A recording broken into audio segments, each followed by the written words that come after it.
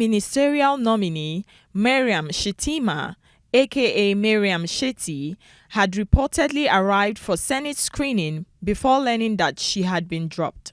In compliance with the provisions of Section 147, subsection 2 of the Constitution of the Federal Republic of Nigeria 1999, as amended, and sequel to my earlier correspondence dated the 2nd day of August 2023, I've resolved to withdraw the nomination of Dr. MARYAM SHETTY. Furthermore, I'm pleased to nominate Dr. Mariga Mahmood Bonguro. Opinions differ on what happened. There is general agreement that the president reserves the right to nominate or replace anyone. For her part, MARYAM has described the withdrawal of her nomination as the will of God. As usual, your people-oriented platform, the TrueVision online crew, sent out its crew to the nooks and crannies of Abuja to get the opinion of people on this issue. Here are some of the views. It's totally unfair. It's unfair because even she herself was even surprised. Do you understand? She was surprised. That's to say, she never knew that her name was going to be shortchanged. So it is unfair if they do not let her know what she has done or what happened before her name was shortchanged. If not, she remained cheated. I think it's as if they are about cheating her.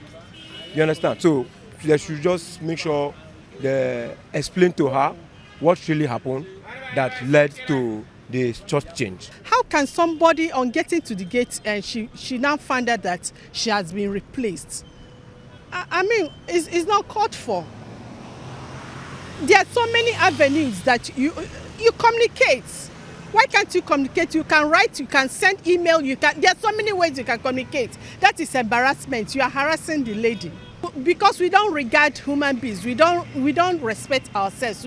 There's no value placed on anything. And for her to be replaced like that, there has been underground work that has been done, to replace her. Somebody must have done mago.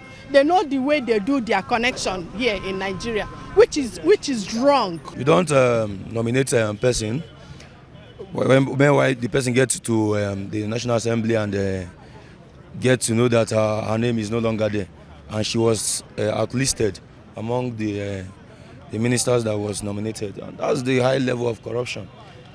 That's the high level of corruption. That means that name has been replaced by somebody that might feel that she's not good enough to be in that position, or she does not have that connection to be in that level. Because what we know, as long as Nigeria is concerned, what myself I know is that the level of godfatherism in this country is too much. And the Senate President, Godswill Akpabio, and his TINUBU and the rest, they have nothing to offer to Nigeria. As long as I'm concerned, if you look at what is going on in the country, you know that they have nothing to offer. It was not fair. And why? The reason is because she was supposed to be aware that, oh, please, we don't want you again in this place before sending her out, because she was going there for the interview, gets to that place and notice that if it was even me going there, I will go with the full confidence that I'm entering. In a case that they said don't enter, I wouldn't even believe it until when I happened to see the paper, of which the person that appointed me was not with me. That's just the simple thing. It was not fair. No, the way the thing take happen, I do not like it. I do not like it at all, because it's very, very painful. So for somebody to pack an exam, then now take the exam, take the result to another person, just an example, it's not good. I do not support it. Three things are very clear in this matter.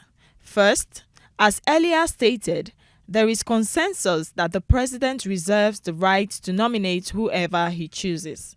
Second, Nigerians are against humiliating the citizens.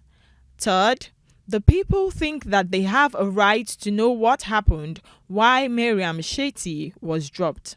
We deserve explanation to what happened, to the short change of that woman. We really want to know what happened what has gone under the water before the short changer. We need an explanation to their steps, to their actions. The lady needs an explanation too, and we too we deserve to receive an explanation to that. We are the people that are governing, so we deserve an explanation. You cannot be tossing us around anyhow you like. We deserve an explanation, but at the end of the day, nobody is responsible for any explanation. You just wake up one day and then the federal government will tell you that they have implemented this one and that one, and nobody gives a fuck to ask why. And even if you ask why, nobody will answer you. They're supposed to explain to us what happened, not to just do it like say we are not human being. They're supposed to explain for us, let us see what happened so that you can know what to do about it. For that, the closest explanation came from the APC chairman, Dr. Abdullahi Ganduje. According to him, Shetty was opposed by many people from Kano on the ground that she was not well known. He also said to have admitted that he agreed that Shetty should be replaced. And guess what? Ganduje, who is the immediate past governor of Kano State, ended up nominating Dr. MARYAM, who had served under him as Commissioner for Higher Education. Talk of power play. Could Maryam Shetty have been nominated by Alhaji Rabiu Musa Kwankwaso, also a former governor of Kano State and presidential candidate of the NNPP in the February presidential elections? But if Ganduje is to be believed, for Maryam Shetty, all hope is not lost. The APC chairman reportedly told journalists that there was nothing personal to dropping Maryam Shetty and that she stood the chance of getting another role. Wait and see. Janet Marcus, reporting for TrueVisionTV.